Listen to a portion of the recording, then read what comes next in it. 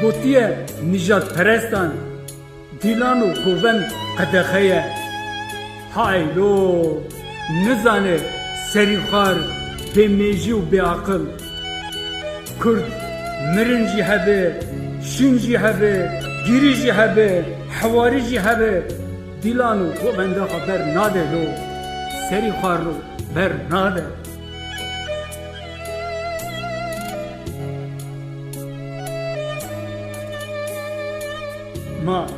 ما çima ew çend aliyê ziman û çand û hunerê ser her gel kiran e çima we pirs kir ka çima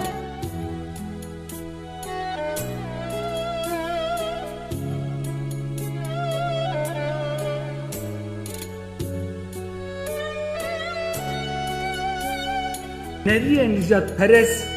li ber derî gotiye ku keyf û şahiya bi Kurdî qedexeye haylo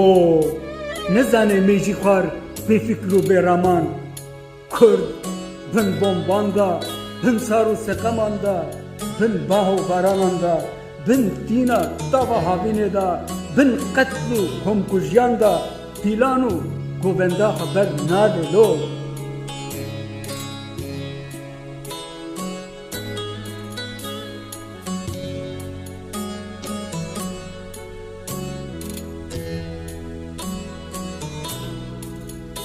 ما çima em weçen bi tekoşîn û şer û ceng û reng û deng û reqs û awaza xwe ser her millet giran e ser her millet giran we pirs kir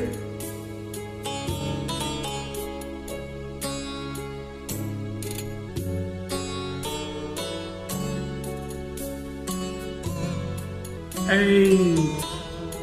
bi zilm û zoran hatî naskirin hey bi def û gef û komkujî da nav û deng bela kirin tu vaye hezar sale wê zilmê dikî tu vaye hezar salê xwezî pêşiya me bigirî ma gelê arî gelê Mezopotamyanî hemberê te û we gavê xwe tu caran şinda haftiye lo